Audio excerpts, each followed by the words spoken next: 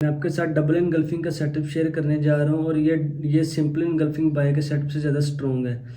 जब इसकी कुछ कंडीशंस है मैं आपके साथ शेयर करता हूँ। सबसे पहले आप ये देखें कि एक इनगल्फिंग बाय बनी, सिंपल इनगल्फिंग बाय बनने के बाद उसने अपना एक्सपेरिमेंट कंप्लीट किया।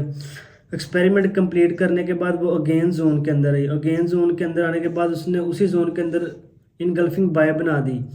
जब उसने इनगल्फिंग बाय अपने एक्सपेरिमेंट किया और उसके बाद जोन के अंदर आके पिछली engulfing buy, simple engulfing buy को उसने रिस्पेक्ट दी।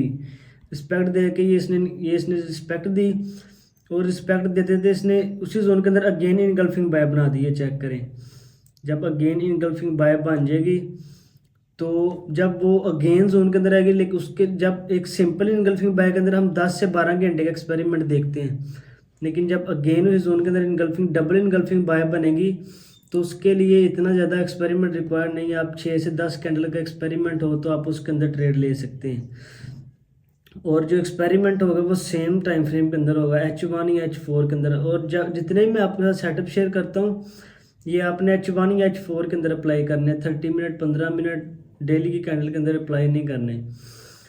और ये सिंपल जब उस जोन के अंदर आएगी तो जब अगेन इनगल्फिंग बाय बना देगी तो उसके लिए 6 से 10 कैंडल रिक्वायर्ड है एक्सपेरिमेंट।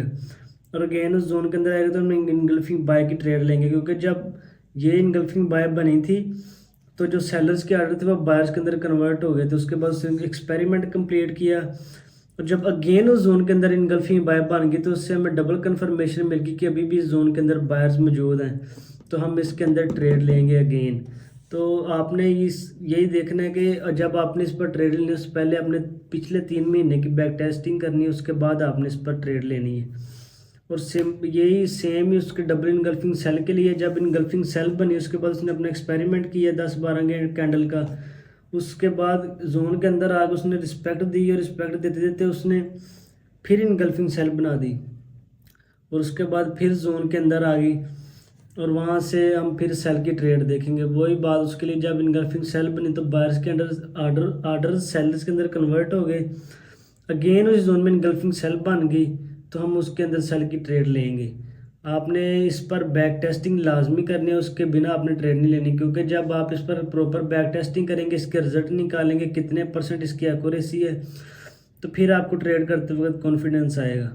और इस कम से कम 3 महीने की आपने बैक टेस्टिंग करनी है इसके ऊपर और फिर आपने इसके ऊपर ट्रेड लेनी है। और अगर आप हमारे व्हाट्सएप ग्रुप में आना चाहते हैं तो उसका लिंक बायो में आप आ सकते हैं।